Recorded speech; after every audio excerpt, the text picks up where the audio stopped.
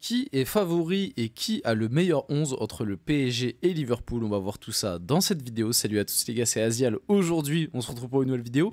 Vidéo où encore une fois, on va se plonger dans ce mood de la Ligue des Champions, dans cette rencontre qui va, je pense, pour la plupart des gens, un petit peu animer notre mercredi, notre journée de Ligue des Champions. En tout cas, pour tous les supporters du PSG et du coup de Liverpool, c'est une certitude et je pense même qu'il y a un peu plus de, tu vois, pas de hype, mais peut-être si, c'est peut-être le bon mot, mais en tout cas, il y a un peu plus de, tu vois, d'élan, je trouve, qui se passe autour du PSG. Déjà, quand je vois certaines interventions de supporters de Liverpool, j'ai juste envie de m'arracher les cheveux et je me dis, mais en fait, les mecs ne nous... Mais en fait, les trucs qu'on entend, parce que vite fait, je fais une petite aparté dans cette intro, et juste pour vous dire que dans cette vidéo, on va discuter du PSG, on va discuter de Liverpool, on va parler un petit peu des favoris, parler un petit peu des 11, parler des joueurs en forme, voir un peu le 11 combiné, qui a le meilleur 11, et en même temps, ça va me permettre de dire ce que moi, j'aimerais, l'équipe que j'aimerais voir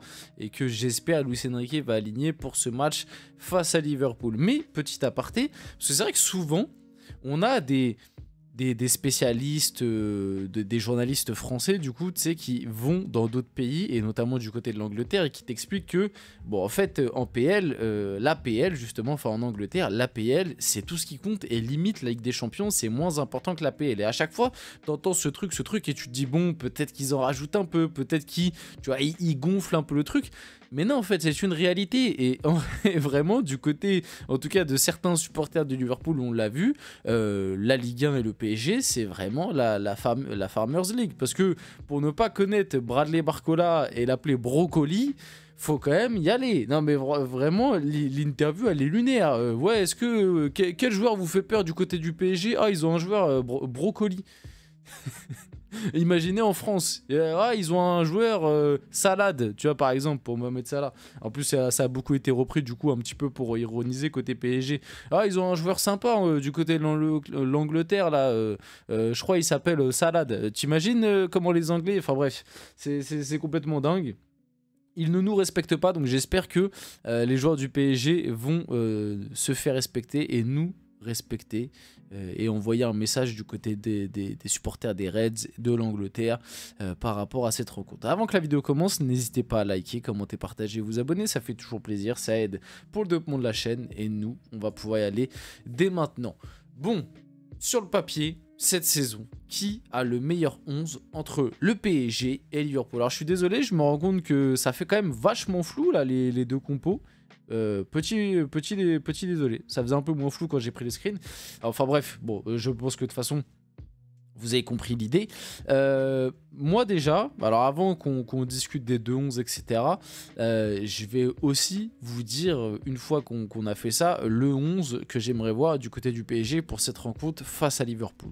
Alors, niveau gardien, si on doit comparer, on va faire point par point comme ça. En gros, on va essayer de voir qui mérite le plus sa place et ça va un peu déterminer qui a le meilleur 11 cette saison entre le PSG et Liverpool. Donc côté gardien, d'un côté tu as Donnarumma, de l'autre côté tu as Alisson. Alisson, de ce que j'ai, parce que encore une fois je le dis, je le répète, s'il y a des fans de Liverpool qui passent devant cette vidéo, ne vous offusquez pas, j'ai pas regardé 100% des matchs de Liverpool cette année, même si j'en ai regardé un très grand échantillon. D'ailleurs j'en ai débriefé pas mal ces derniers temps sur la chaîne, vous pouvez aller voir les débriefs si ça vous intéresse, parce que justement il y a eu ce fameux tirage, donc ces derniers temps Liverpool et le Barça, je les avais pas mal regardés, depuis en gros qu'on sait que on va jouer contre l'une de ces deux équipes. Je le faisais déjà avant, surtout pour le Barça, mais Liverpool, j'ai regardé les grosses affiches et depuis que je sais qu'on va affronter soit eux soit le Barça et au final c'est tombé sur eux, j'ai regardé quasiment tous leurs matchs, je crois, à part le match face à Plymouth en Cup que j'ai loupé parce que je me suis dit bon, face à Plymouth voilà, et bon au final en plus ils se sont fait sortir mais il y avait du turnover. Sinon je crois que j'ai regardé tous les matchs de Liverpool depuis. Donc pour moi au goal, malgré que Donnarumma ait fait un début de saison très compliqué, je mets Donnarumma devant Alisson. pour moi. Si tu dois choisir entre les deux, je prends Donnarumma. Latéral droit entre Hakimi et Trent. Alors Trent, faut pas l'oublier, hein. Trent, il faisait un très très gros début de saison. Et c'est vrai que ces derniers temps, ça c'est pas mal retombé. Notamment, on a encore revu que ses soucis défensifs refont surface. Donc pour ça, je mets Hakimi, parce que lui, Hakimi, il est toujours constant. Et il est encore dans une forme, on l'a vu très récemment face à Lyon, il est dans une forme très très impressionnante. Défense centrale, moi j'allie les deux, je mets un de chaque. Je vais partir par rapport notamment à ces derniers temps pour moi. Si tu prends peut-être la globalité de la saison, je serais un peu plus parti sur Pacho, mais quand tu prends en compte le temps fort actuel, je pars plus sur Marquinhos, et côté Liverpool, je pars plus sur Van Dijk. Je ferai une défense Van Dijk-Marquinhos personnellement. Pourquoi Marquinhos plus que Pacho? Je sais que ça peut peut-être offusquer certains Parisiens.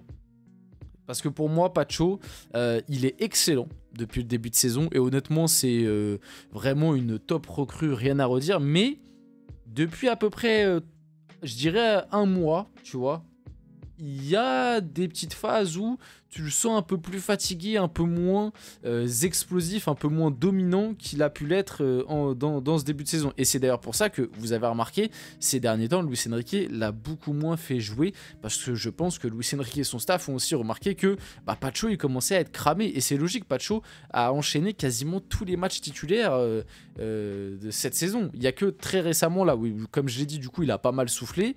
Il n'a pas joué face à Lille, il n'avait pas joué en Coupe de France, donc il a un peu soufflé ces derniers temps, mais sinon il avait quasiment enchaîné tous les matchs, donc c'est logique qu'il y a un petit coup de moins bien. Et Marquinhos, je trouve qu'on n'en parle pas assez, mais Marquinhos cette année fait une saison extraordinaire.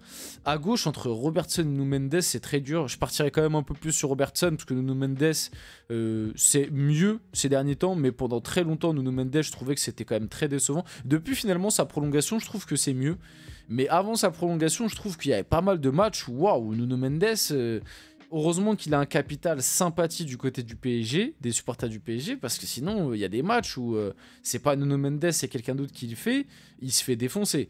Donc je partirai un peu plus sur Robertson, mais Robertson, c'est pas non plus extraordinaire cette année.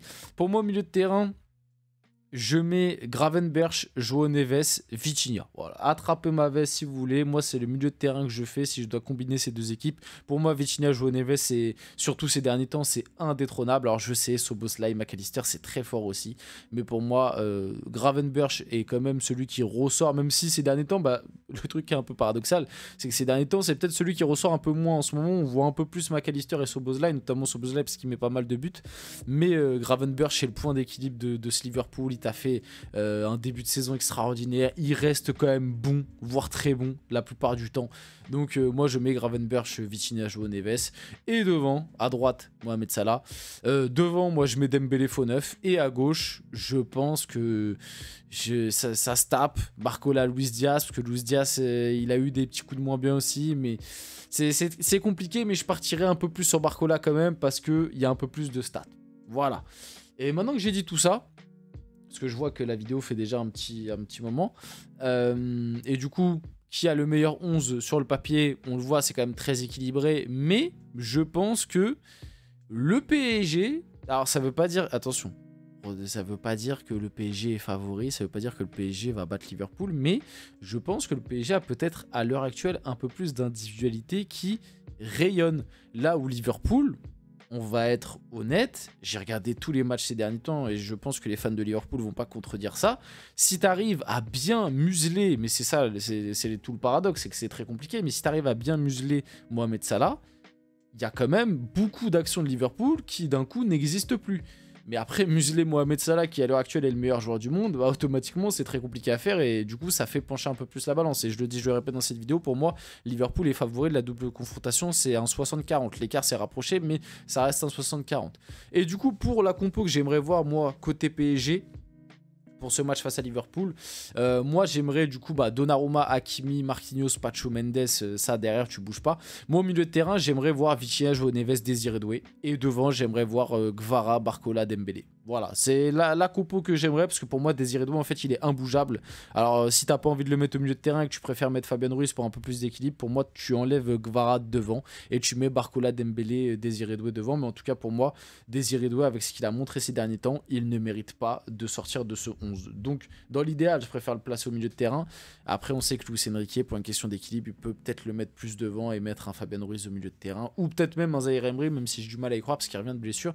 Il est revenu de blessure il y a très récemment. La menace Mohamed Salah pour le PSG, c'est Nuno Mendes qui va devoir être très solide sur la confrontation, comme je viens de vous le dire. Liverpool, c'est très solide, mais si tu bloques Mohamed Salah, tu bloques quand même la plupart des actions dangereuses de cette équipe. Deco, d'ailleurs, le directeur sportif du Barça, sur le fait d'avoir évité le PSG en Ligue des Champions, c'est vrai que le PSG traverse une grande période, mais Benfica aussi. Bon, c'est quand même un monde d'écart, on va pas se mentir à l'heure actuelle. En phase de Ligue, c'était très dur contre eux. Du coup, il parle contre Benfica. Rappelez-vous de l'année dernière, il y a eu des surprises. Le PSG était favori en demi et est tombé contre Dortmund. Il n'a pas tort par contre par rapport à ça. On finit la vidéo là-dessus. J'espère que cette vidéo vous a plu. Si c'est le cas, n'hésitez pas à liker, commenter, partager, vous abonner. Les gars, c'était Azial. On se retrouve très rapidement pour une prochaine vidéo.